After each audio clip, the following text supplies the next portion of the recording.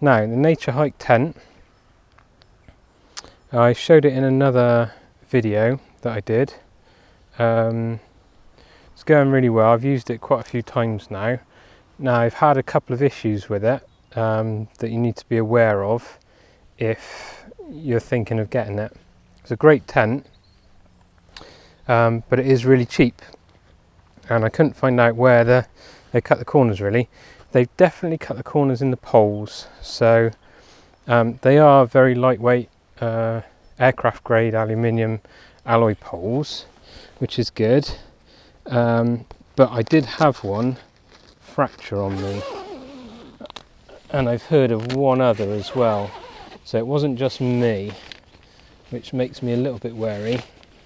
Theirs went in exactly the same place. I'm going to try and show you now where it was. So here we got the 3 poles, one coming down, one coming up, one coming in, and they tend to fracture on that point there. I think the stub on here is too short, putting too much pressure on the end of the aluminium pole on this joint. So what I've done is I've lashed the ends. I don't know if you can see. Yeah, I think you can. I've just lashed the ends there just to give it some support and to stop it sort of catastrophic failure. It might crack or it might bend, but it won't go shatter, and just give it a bit of support. So at the moment that's going well, but I'm going to keep an eye on that.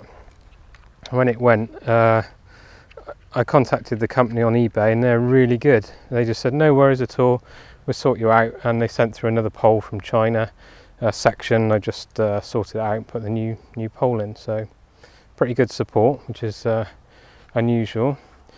Another issue with this tent is in high winds. This is a massive panel, and if the wind is coming side on here, this just flaps around all over the place, and it ends up pushing this over the top and continues that way if the wind's going this way, and you end up in a lot of trouble inside, so you've got to hold it and stuff. So that's not very good in high winds. From the back it's okay, from the front's okay, but on the side it's just like a sail, so it just hits it. So what I've done is I've put a mid-panel pull out. I appreciate not everybody can do this. This is a new one I'm trying out.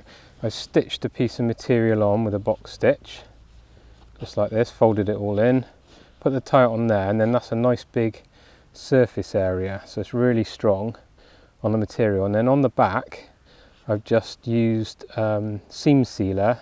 Well, I've actually used marine goop, which is an adhesive and a sealer, to put a piece of fabric and glue it on the back, so it's completely waterproof and strong because of spreading the load over all that area. So it saves sewing a patch on like this and then sewing this to the patch on the outer and seam sealing it all. It's a lot of work. So this is a new thing I'm trying, and put one on both sides dead in the middle of the panel, and it's just pulling it out, you see, so you get a little bit more space, but this panel now is rock solid, so you can tension this up as much as you want.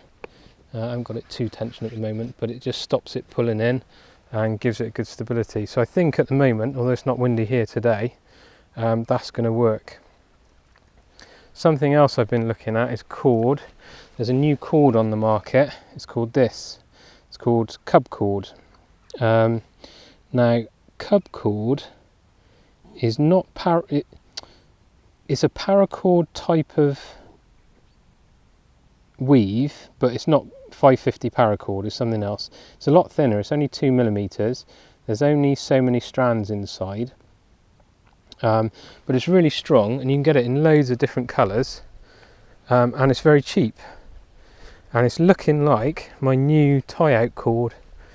I'll just show you the cord. You can have a look. So Grizzly Outdoor Adventure, you can get it from the Bushcraft store, I think. There's 2mm, 50 metres of cub cord, 270 pound load, which is a lot stronger than some of the cords. It is a nylon, doesn't seem to stretch that much, but it is really, I like it, it's really good. Holds friction knots really well. This is a Pheromond hitch, just to give it a bit of tension. Just tension that up a minute. balance you against my boot.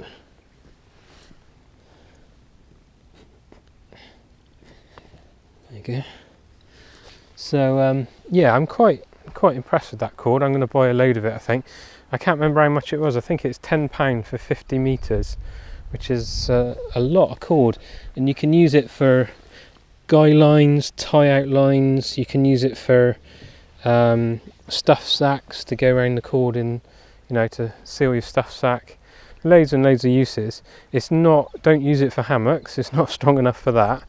Not strong enough for ridge lines, but everything else, yeah, it's really good. So that's a nice 2mm cord that will get you going for a good price without having to spend all the money on Dyneema and all this other kind of stuff.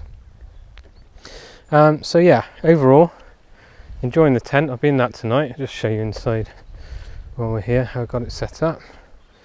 Got a bit of a porch, keep this dry. I've got the ground sheet. I've got this on top of a footprint under the ground sheet, so keeps it there. Then I'm on a diagonal, so I've got plenty of room. All my bag and kits and thermal stuff's down there. All my electronics and other stuff's there, food and everything else. And this is, I'll show you that a bit later in another video. But yeah, it's the Rab Ascent 700 bag. I should be toasty warm in that tonight. So there you go. Overall, it's doing well. Just be careful of that mid-panel tie out. If you know somebody who can do them, great. If not, not so sure it's a good idea in high winds, so you need to think about that. The big Agnes Fly Creek 2, which is very similar to this, similar size, similar construction, they've got a mid-panel tie out. So if you really want to be sure, get a big Agnes for that. But yeah, I've seam sealed it with Fab Seal, a couple of coats, and yeah, I think it'd be good tonight. It might rain a bit. There's nothing much forecast, but yeah, we might get a bit of rain. So we'll see how it goes tonight. It's going to be wet tomorrow morning, I think. So see how that goes. Okay, see you later.